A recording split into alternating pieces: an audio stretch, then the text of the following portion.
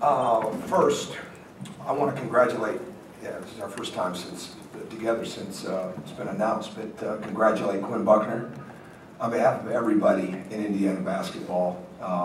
What a tremendous honor to go into that Hall of Fame. It's a strong list, it's a strong group that's already in, and he is as deserving as any. And we all have our memories. I have my memories.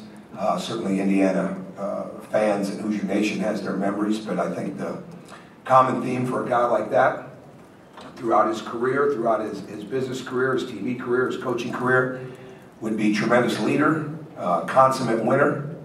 And I think what I've learned here and seen, and you just hear about it, see it, just still so close with his teammates and the guys that he played with. And they don't have to be over here every day for us to know that they got a really close group. And the respect level that group has for one another. I mean, that's what you would hope a championship team would look like. And I think Quinn's got a lot to do with that. So we're extremely happy for him. And I'm sure all of the state of Indiana is, but especially what he did in Indiana basketball. So just a tremendous, tremendous thing. As far as for us getting ready to play, we're excited to be home. I thought our crowd was excellent the other night, and the energy was really good in there. And we've got to have every bit of that tomorrow night when we have the best fans in America, and we've got the best students, and when they're in a fever pitch, everybody sees it, and most importantly, everybody feels it. And we're looking forward to the game. I think our players are really looking forward to it. They know that we have to play better against Purdue based on what we did the first time. They know that we have to be tougher, we have to be smarter, we have to move the ball at an extremely good rate. We've got to play through physicality of the game. We've got to keep playing through the ruts and the runs and things of that nature inside of the game. But they're looking forward to playing. And we haven't had a overly long week of practice because we didn't practice a long time yesterday and we didn't go on Monday. And I think it's really important, as I continue to learn as a coach, you've got to spend time on your system. Okay, there's no doubt about that. But you can spend so much time on your system that you get away from what's really important. They're going to work on their shots, and we're going to work on their strength. I think you really got to make sure that you're working on their skills and that you're working on their speed, and that we're playing with the pace of the game when we work, that we're training in the sense of, in our drills, that there's a lot of speed to it, and our skills, it's not just the shooting skills, though those are important, the footwork, all those type of things, but it's the driving, it's the ball handling, it's the cutting and moving without the ball, it's the defensive stances, it's our closeouts, it's all those type of things, and never get away from that. So we try to go through them at a fast pace, but at a very needed pace, and have these guys continue to gain confidence on how much better they can get individually and as a team. And I think that's got as much to do with confidence as anything else, because we're going to need every bit of those skills, energy, toughness, all of that to beat Purdue. But we're looking forward to it. So go ahead. Mike. When you go back and watch that Minnesota game, do you have any better idea of how you were able to be so successful rebounding by 19? I mean, anything you can. We're just active. I think the ball bounced right a couple times offensively. I don't think there's any question about that. You know, when you're taking, we take 32 threes. Yes. Yeah. When you're taking threes, I think there's no question it's the bounce a little bit. But I think we were really committed to making sure we had 5 guys inside the paint to rebound, and then it's just a matter of making contact, boxing out, and then certainly the ball's got to bounce your way. But I mean, we were inside the paint. We're in position for it to bounce our way. And I think that's really important. But again, we're not, when you watch us, you know what we're not. Okay, well, what we have to be, whether it's Troy, whether it's Hunter, whether it's Colin, because we spend so much time on the perimeter, whether it's James, whether it's Stan, any of those guys, they've got to fly to the offensive glass. And we always talk about not being in no man's land. Now, we don't send as many to the glass as we used to because we need to make sure our transition defense is really strong. But the ones that go have got to go. And if they don't go, then we've got to get it understood why, we've got to get it corrected, or we've got to change who's in the game. And I think that's one reason that James has been a pretty consistent rebounder. Troy knows that he has to go. And he also sees the dividends come back, you know, when he does that. Colin has got a sprint. It was one of the things that endeared him to the season. I mean, how well he hustled at the beginning of the year when he was coming off the bench. He would just chase balls down. And again, we're asking him to be in the three-point line as much as he's anywhere else, but he's still got to get to the glass. So just having that level of determination and concentration and focus is huge, and then just having the hustle game be right.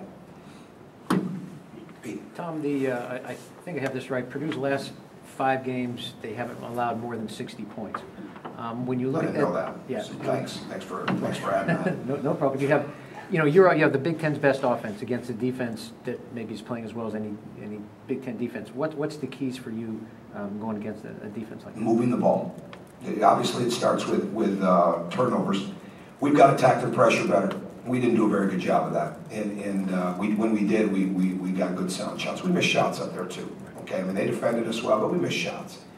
But we also didn't adjust to who they were guarding and not guarding as well as we could have with movement. And that's where the ball, it's really not a matter of who they're guarding, what defense they're in. It's the same with what we see on any nightly basis. It's how well is the ball moving. And are you playing through the corners? Are you reversing the ball? Are you passing it quickly? You know, I always talk about, obviously, one dribble quicker. That's so important because they really do a great job of giving help defense. They get up into you. They make it hard for you to get by them, and they get right up into your body. They get that arm bar up there, and they make it hard for you to drive past them. So don't fight it, okay? Get the ball in movement, and again, you've got to spread them out because their help is so good, and they know that they can take some chances because they've got shot blockers behind them, and that's a real luxury to have. That's a luxury that we don't have. That's why we're not as much of a pressure, get out and deny type of team. We want to create deflections, but it's not about steals with us. It's more about getting the deflections because we don't have that ability to make up for mistakes in the back end. Well, they do, and so they can be that aggressive. So it's really just a matter of the ball movement, attacking the pressure better, taking care of the ball, and making sure that we're committed to the rebounding. Zach?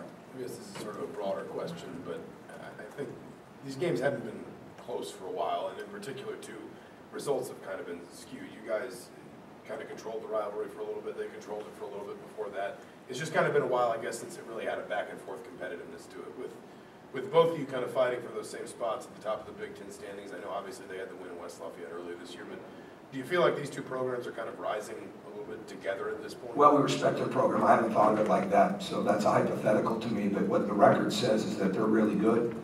What my eyes see when I watch tape and watch him coach is that he's an outstanding coach with a great staff, and that they play extremely hard and competitive, can score a lot of different ways. They move without the ball as well as anybody in the league, and they've got numerous ways to score. And because he's got the inside guys, it's really easy to get so distracted guarding them that you open up driving lanes, you open up back cuts, you open up offensive rebound opportunities certainly to them. So that's really how I view it as much as anything else. But we've got great respect for them. We know that the rivalry is, and it wouldn't be that way if over a period of time if the two teams perennially hadn't been good. So it all comes down to how we execute tomorrow night and how we deal with the pressure. Tom, would you like to see this be a protected rivalry each year as opposed to? Oh, absolutely. Absolutely. I mean, I think it makes a lot of sense for the fans, but there's no question. They've got great fans. We've got great fans. We've got, well, I'll argue for our fans with anybody in the country as far as having the best fans and the most passionate and most knowledgeable and the whole thing. So absolutely. I mean, it's a big deal. So I would hope it would, but I mean, I also understand they've got a lot of checks and balances that they've got to work through in this league as the league continues to expand, but this is one of the great rivalries in sports, so as far as college sports. So there's no question that if we play twice, everybody's gonna know when those dates are. Tom, seems there's a rhythm to this offense. One guy gets a shot and they kind of start to go with everybody. Take anything into that? They feed off of each other? That wasn't the case in Maryland the other night. But a game like Sunday, though. Yeah, Sunday, I think it's all ball movement. It really is. It's how quick can we move it and can we use the whole court, especially in the front court. And when our screening and cutting and moving without the ball are good. I mean, we keep telling them all the time, you score without the ball and the ball finds energy. All right, you really do. You score without the ball. It's your cutting and it's your movement, it's your screen and roll. You know, when you don't have it is when you're going to be the most open. If you did something to get somebody else open. I mean, that's what they learn, hopefully, when they're starting to play the game. But they get away from it, right? I mean, because scoring is such an important thing, and we think we have to have the ball. Our best scoring comes when guys do not have the ball very long, and our passes are high. They don't have to be incredibly high, because we're not always going to be an assist team. No, it was incredible how many assists we had the other night. 23 on 32. 23 on 32. Yeah, that's high. I mean, that's extremely high. And I never really look at that because we're such a driving team. But that's really big, and then the ball finds the energy. So if you're moving and you're cutting, and you could put Troy up right now. When Troy's at his best, that ball finds him. I mean, it absolutely finds him. And when our perimeter guys are moving without the ball and their feet are right and they're sprinting into the spots and we're playing off the penetration, the ball finds them. And that's one reason that Yogi is so good. He can score. He can get 20 plus. Well, he can get his teammates 20 plus. That's rare. And in the same night, there'll be a night here soon where he'll get 20 plus and he'll get his teammates 20 plus. Hope it's tomorrow night. But when the ball is moving with everybody, you're exactly right. That's crucial. And I think if it wasn't moving with somebody, it would stand out right now, and then they would probably not be in the game very long. Okay. Just about out of time. Go ahead. So Go ahead. I noticed. They're watching film I first. think we all noticed you had Bill Belichick and Michael Lombardi in your history. So what did they say to the team? And what do you think your team took away from? Well, I think they took away a lot. With speakers, I'm never really into sharing everything that they said because I think it's an absolute privilege to have them here. But I will tell you that there was a lot of takeaways on hard work and perseverance and doing the same thing every day. And one thing that I would think that they took away is that they didn't do, according to Coach Belichick, they didn't do anything different in the Super Bowl that they hadn't done every day for the 6 months prior. When it came to the hard work, the preparation, the competitiveness, the attention to detail, the work ethic that they put in. And he had a lot of different stories and analogies that went into that. But in the time that he spoke to them, because they watched practice more than anything else. But I thought that was really, really strong. And when they didn't need an introduction, and that was really strong. And he took questions, which I was thought was kind of cool too. The guys had some questions about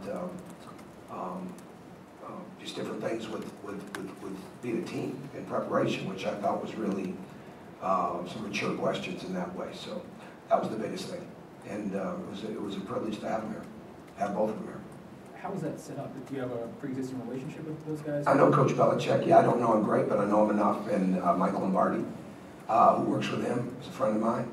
And I've got to know Coach Belichick back my first year here, or into the second year. I don't remember. We went to see Florida practice in the spring. And he was one of the clinic speakers. John Gruden, Urban Meyer, Steve Adazio, Charlie Strong. I mean, it was strong. And really strong. And we went out there. Jeff Watkinson, who's now with the Atlanta Hawks, was our strength coach. He went with me. And Tim Buckley went. And I got a chance to really watch Bill watch practice, and see what he was looking for. And we have mutual friends, which have helped it. But he's a coach's coach. I mean, he's an absolute. That's one thing. That's why I never say much about what is said, because I think that's more for him in the sense of that when he gives it his time like that, I think it should be private. But bottom line is he's a very helpful person to coaches, and as is Mike. And these guys got to hear from John Harbaugh last week at Maryland, and always want to have people around them that will tell them the truth, and that they'll get better because they heard from them, not to check a box. And certainly yesterday was one of those days they all got better because they heard from them.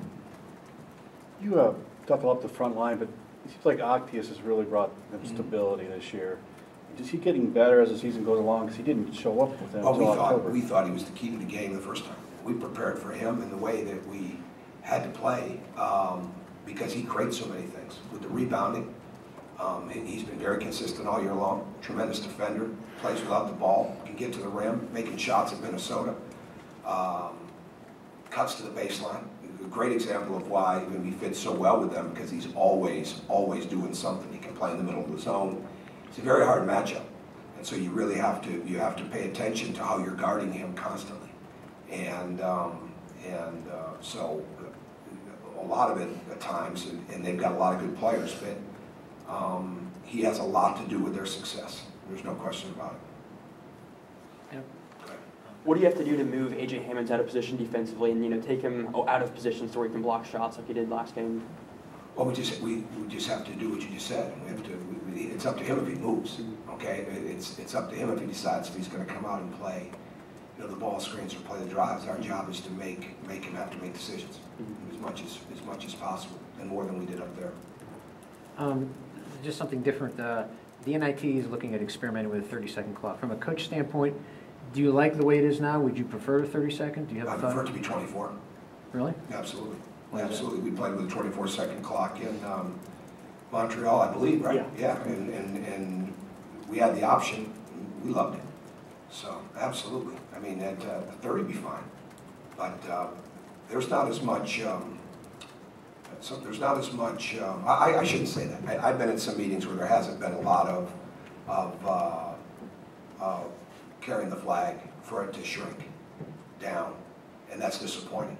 And, but then I'd be all for it. I'd be for it to be 30, 27, 24, whatever they want to do that makes the game faster. And hopefully the powers that be look at what's going to be best for the game and not necessarily what coaches want in this. And if it's not, if it stays at 35, it stays at 35. But what's going to be best for the game and the speed of the game and increase opportunities on both ends, because obviously you're a good defensive team. You've got that many more opportunities to score off of your defense. And offensively, you've got that many more opportunities. So I think it'd be great. I hope that day comes. I don't know if it will.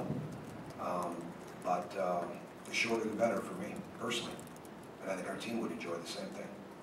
We're certainly not going to change our recruiting style to say let's try to slow it down and take it to the clock every time. Okay, thanks.